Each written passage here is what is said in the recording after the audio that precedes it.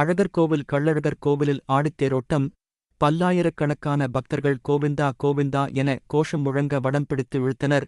மதுரை மாவட்டம் மேலூர் வட்டம் அழகர்கோவில் அருள்மிகு செய்ய கள்ளழகர் திருக்கோவிலின் ஆடிப்பெருந் பெருந்திருவிழாவின் முக்கிய நிகழ்ச்சியான ஆடித்தேரோட்டம் இன்று வெகு விமர்சையாக நடைபெற்றது.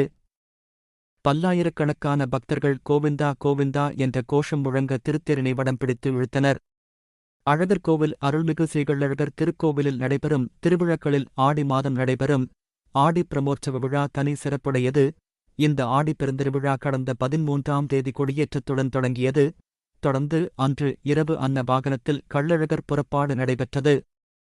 14ஆம் தேதி காலையில் தங்க பல்லக்கிலும், இரவு சிம்ம வாகனத்தில் சுவாமி புறப்பாடும், 15ஆம் தேதி காலையில் வழக்கம் போல் சுவாமி புறப்பாடும், அன்றிரவு அனுமார் வாகனத்திலும், 16ஆம் தேதி இரவு கருட வாகனத்திலும், 17ஆம் தேதி காலை 6:45 மணிக்கு மேல் 7:30 மணிக்குள் பெருமாள் பல்லக்கில் புறப்பாடாகி மதுரை சாலையில் உள்ள மறவர் மண்டபத்திற்கு போய் எழுந்தருளி திரும்பினார். அன்றிரவு சேஷ வாகனத்தில் சுவாமி புறப்பாடும், 18ஆம் தேதி இரவு யானை வாகனத்திலும், 19ஆம் தேதி காலையில் சூர்ண உற்சவம், இரவு புஷ்ப சப்பரமும் நடைபெற்றது.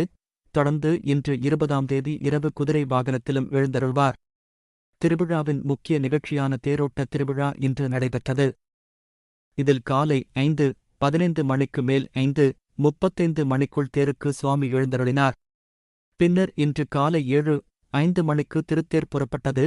இதில் மதுரை மாவட்ட ஆட்சியர் மாசவ் சங்கீதா, மாவட்ட காவல் கண்காணிப்பாளர் அரவிந்த், அனைத்து அரசு அலுவலர்களும் கலந்து கொண்டனர். இரவு புஷ்ப பல்லக்கில் சுவாமி எழுந்தருள்வார்.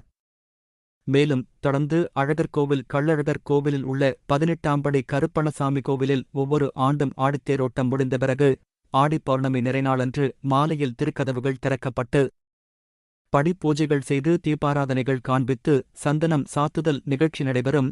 22ஆம் தேதி சத்தவர்ணம், புஷ்ப சப்பரம், 23ஆம் தேதி உற்சவ சாந்தி. அதைத் தொடர்ந்து 24ஆம் தேதி ஞாயிற்றுக்கிழமை ஆடி அமாவாசை அன்று மாலை 6:30 மணிக்கு மேல் 7:15 மணிக்குள் கிருட வாகனத்தில் சுவாமி புறப்பாடும் நடைபெறும்.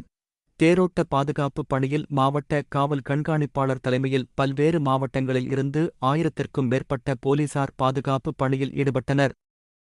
திருவிழா ஏற்பாடுகளை அறங்காவலர் குழு தலைவர் வெங்கடாஜலம், துணை ஆணையர் கலைவாணன் மற்றும் கண்காணிப்பாளர்கள், அறங்காவல் குழுவினர்கள், கோவில் பணியாளர்கள் செய்திருந்தனர். உள்ளூர் செய்திகள் முதல் உலகச் செய்திகள் வரை தெரிந்து கொள்ள மதுரை முரசு சேனலை சப்ஸ்கிரைப் செய்யுங்கள்.